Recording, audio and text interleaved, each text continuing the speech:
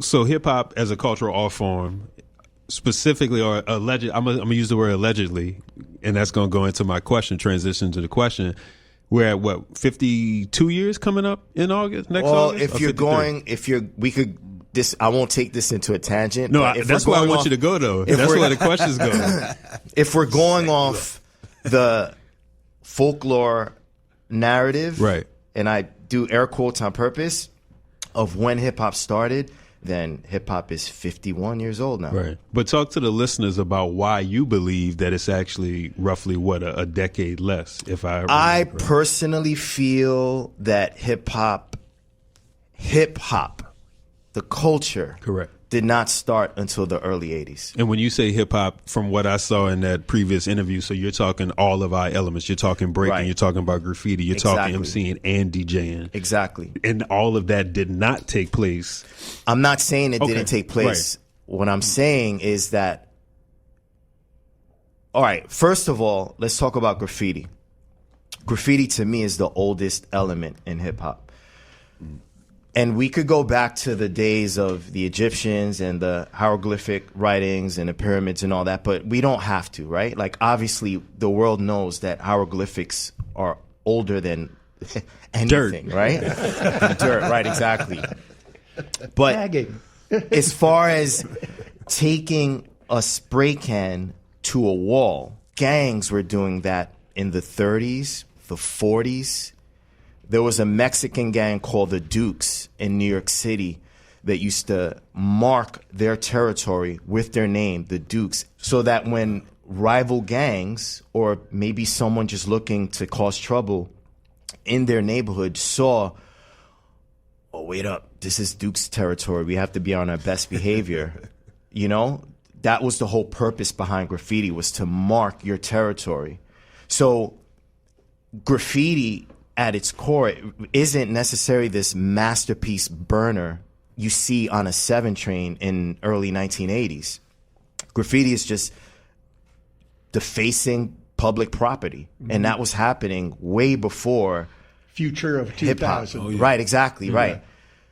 So there's that. Then you had writers like Cornbread, who is credited for being the first graffiti writer in hip-hop terms, writing his name on public property. In New York, we had Taki 183, but no one was saying, yo, we're going to go to this hip hop party in the late 60s when Cornbread was out, or Taki 183, or any of the legendary graffiti writers. Then you have breaking.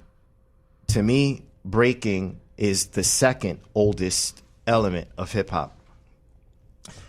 A lot of people think that the crews that were out in the 1970s, Rocksteady, CC Crew, Zulu Kings, started it. But right now, you could go on YouTube and do a search for cavorting. Cavorting is a African dance that has its origins in northern Nigeria, Kaduna to be exact. And you watch this video on YouTube, and they're doing swipes on dirt. And there isn't a DJ playing turntables. There are conga players. Wow. You see Africans doing floats, backflips, all the kind of stuff that you saw in the Olympics this year, you see it in the 1940s in Africa. And I think it's safe to assume that if there was video, archival footage of Africans in northern Nigeria breaking in the 1940s, then it probably existed before the 1940s in Africa, right? Yeah. So, but I'm pretty sure there wasn't an African in that circle, in that video on YouTube, saying, yo, this is hip hop, right? Okay, so moving on to rapping.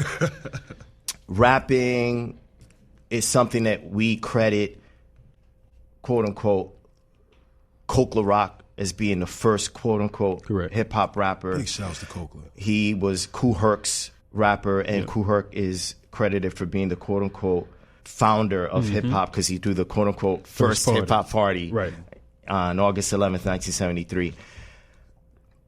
You guys are familiar with the Last Poets? Definitely. They were rapping before Coke La Rock. Good point. Right? Yeah. So for all my FBA that think rapping is a black thing, there was a Puerto Rican named Felipe Luciano, who's still alive, that was a member of the Last Poets. And there's YouTube video of him rapping, making words rhyme. Hey now, Christmas coming down, huh? Hey now, fucking up the clowns, huh? Hey now, check off the repertoire. Hey now, checking up the laws now. Hey now, the mighty bishops, they fighting around. The mighty chaplains in the black sand. I wanna pull out the shotgun and shoot it with the G. All the baggy bishops out of cotton bags. Hey now, hey now, hey now. But none of them were actually saying, "Yo, this is hip hop." To them, it was poetry. Right. So each of the four elements of hip hop existed before it became hip hop. Right. Hip hop is a term that was coined by Keith Cowboy, and a lot of his contemporary rappers would say it to the hip hop, shoo wop, to wop, turn your body and check the clock. Like, that's exactly where it came from. Hip hop was just this riff, this verbal riff that rappers would use to connect words to make them rhyme. And in an interview, Africa Bambaataa with the Village Voice was asked, what do you call this culture? Because by then, the punk rock scene started to adapt it and expose it to the Lower East Side, inviting rappers or rap groups like the Funky 4+1 to perform in venues like CBGB's. Blondie was rapping on Rapture, courtesy of her graffiti friend Fab Five Freddy, who was exposing her to what was going on in the Bronx. And so the Bronx was burning. News teams were going to the Bronx, documenting these fires in these tenement buildings, but then seeing these kids throwing block parties, making news reports about this subculture of black and brown kids being creative as an alternative to getting in trouble in the streets. And so this culture started to grow, or another way of saying it is this culture started to happen. It wasn't created, it was happening on its own. And Bam sat down for an interview with the Village Voice and was asked, what do you call this? Yeah. He was like, it's hip hop, shoo wop to wop, Right. turn your body and check the clock. Like, he basically said a riff, a rap riff, a lyric. And the author, I forgot his name, of the article wrote Africa Bambaataa's hip hop. And that's when the world started calling it hip hop culture. So for me, when you think about all that, I think it's logical to say that the elements congealed when the media took hold of what was going on, because they needed to classify it as something in order to sell it to the record labels, in order to sell it to the movies, the movie industry, Hollywood, in order to, well, what are we going to categorize this when you walk into Crazy Eddie to buy a hip hop or rap album? They needed to categorize it as something, and so they called it hip hop.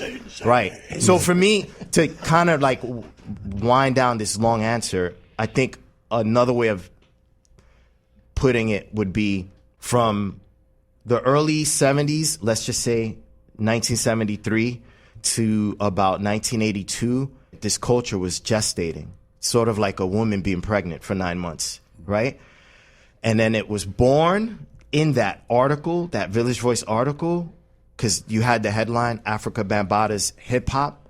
And that's when the baby was born, and we was like, we're going to call it this name, right? And so for me, hip hop, as we know it, the four elements, breaking, graffiti, rapping, DJing, as we know it to be four elements together, was not a thing until the early 80s, about 1982. So to me, hip hop is closer to 40. And I know right now people are going to listen to this, watch this when I post it to YouTube, and their heads are going to explode. And I'm going to get a lot of hate. That's comments. what I wanted, though, not the hate specifically. Yeah, like, that's just like, I'm not one to just follow narratives to follow narratives. Like, no doubt. I'm a dot connector. And when I connect the dots, the culture, as we define it, started in the 80s, early 80s. Word.